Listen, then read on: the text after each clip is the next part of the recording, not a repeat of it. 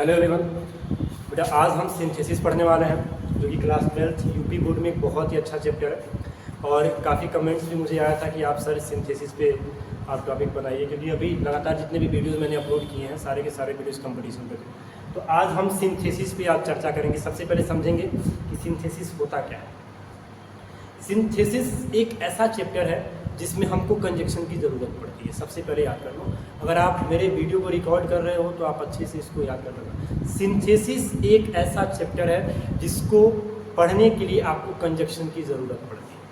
तो अगर हमको, क्योंकि सिंथेसिस क्या काम करता है, सिंथेसिस में 3 सेंटेंसेस को हम पढ़ते हैं। सिंथेसिस पढ़ने के लिए हमको स्ट्रक्चर चाहिए होता है और वो होता है स्ट्रक्चर ऑफ सेंटेंस।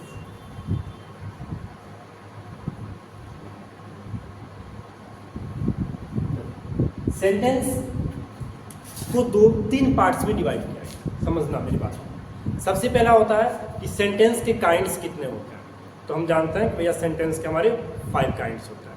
फिर आता है कि भैया सेंटेंस के पार्ट्स कितने होते हैं। तो सेंटेंस के 2 पार्ट्स होते हैं। फिर आता है सेंटेंस स्ट्रक्चर के बेसिस पे कितना होता है। तो हमको ना काइंड्स पढ़ना है ना पार्ट्स पढ़ना है, हमको पढ़ना है सेंटेंस के स्ट्रक्चर पे जो कुछ भी आता है। On the basis of structure sentence के 3 टाइप्स होते हैं। On the basis of structure sentence के 3 टाइप्स होते हैं। इसमें पहला जो होता है वो होता है सिंपल, कंपाउंड एंड कॉम्प्लेक्स। ठीक है, इसी को एक दूसरे में इंटरचेंज करना ही सिंथेसिस कहलाता है। एक दूसरे में इंटरचेंज करोगे तो उसको सिंथेसिस बोलेंगे। ध्यान देना इधर, सिंपल को कंपाउंड में, कंपाउंड को कॉम्प्लेक्स में, या कॉम्प्लेक्स को सिंपल में, या फिर कंपाउंड और कॉम्प्लेक्स को सिंपल में, whenever we convert it, इसे कहते हैं हम सिंथेसिस। ठीक है, यूपी बोर्ड के जितने भी छात्र हैं, जितने भी स्टूडेंट्स हैं, वो लोग ध्यान दीजिए कि आपको 2 क्वेश्चन देगा बोर्ड, 2 में से कोई एक क्वेश्चन करना रहेगा आपको, जो कि हमारी जो मार्किंग होगी वो 2 नंबर की होगी। 2 में से कोई एक। और ये ज़्यादातर चांसेस ये होते हैं कि सिंपल में ही कन्वर्ट करने को देता है वो, सिंपल में आप उसको कन्वर्ट करके देखिए। चलो, अब अगर हम जान गए कि भैया सिंपल, कंपाउंड, कॉम्प्लेक्स, तो सबसे बड़ी बात ये होगी कि अगर हम एक दूसरे फॉर्म में इसको चेंज करेंगे तो हमको ये जानना जरूरी है कि सिंपल क्या होता है, कंपाउंड क्या होता है, या फिर कॉम्प्लेक्स क्या होता है। ठीक है, इधर आओ। सबसे पहले समझो, सिंपल को हिंदी में कहते हैं साधारण वाक्य, कंपाउंड संयुक्त, और कॉम्प्लेक्स जिसको हम बोलते हैं मिश्रित वाक्य। हिंदी में भी आप व्याकरण पढ़ोगे तो उसमें आपको देखने को मिलेगा ये चीज़ें कि सिंपल में साधारण, कंपाउंड मतलब संयुक्त, और कॉम्प्लेक्स का मतलब होता है मिश्रित। ठीक है, ये 3 स्ट्रक्चर के बेसिस पे 3 ही सेंटेंस होता है। मेरे प्यारे बच्चों, सबसे पहले जानो कि सिंपल सेंटेंस क्या होता है, कंपाउंड क्या होता है, कॉम्प्लेक्स क्या होता है। सिंपल सेंटेंस मतलब, देखो मैं लिख रहा हूँ यहाँ पे, दिख रहा है आपको? देख, मैं थोड़ा देख के बता रहा हूँ, आपको दिख रहा है। ओके, ठीक है, ध्यान दो। सिंपल जो होता है, सिंपल सेंटेंस में सिर्फ एक सब्जेक्ट होगा और एक फाइनाइट वर्ब, उसको बोलते हैं सिंपल सेंटेंस। एक ही सब्जेक्ट होगा, एक ही फाइनाइट वर्ब होता है, उसको बोलते हैं सिंपल सेंटेंस। कंपाउंड, मेरे जिगर के टुकड़ों, कंपाउंड क्या होता है? बहुत सिंपल तरीका है। कंपाउंड जिसमें कम से कम 2 सब्जेक्ट होंगे और 2 ही वर्ब होंगे।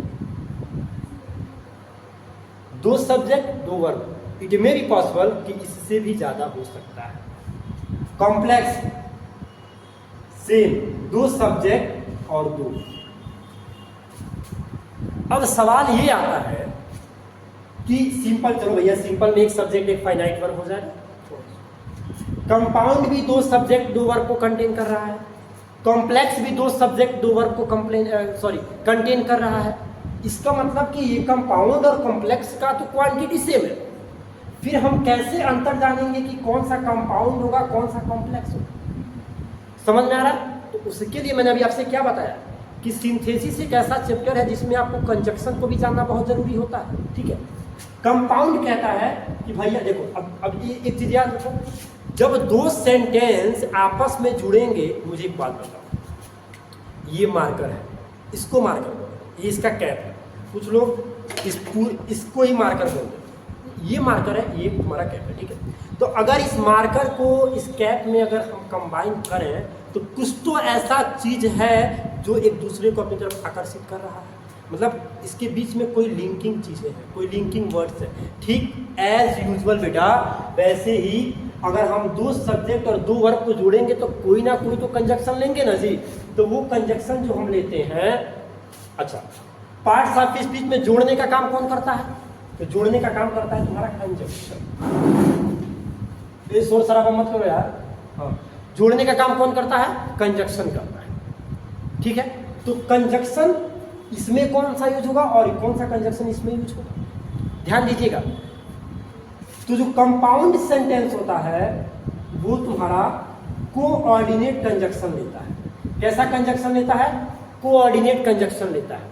और जो कॉम्प्लेक्स होता है वो सब ऑर्डिनेट कंजक्शन लेता है। ठीक है, कोऑर्डिनेट कंजक्शन लेने वाले को हम कंपाउंड सेंटेंस कहते हैं और सब ऑर्डिनेट कंजक्शन लेने वाले को हम कॉम्प्लेक्स सेंटेंस कहते हैं। ध्यान देते रहिएगा एक एक बातों को। चलिए, अब सवाल ये आता है कि सर कंपाउंड से कोऑर्डिनेट कंजक्शन में क्या क्या होता है, सबऑर्डिनेट कंजक्शन में क्या क्या होता है?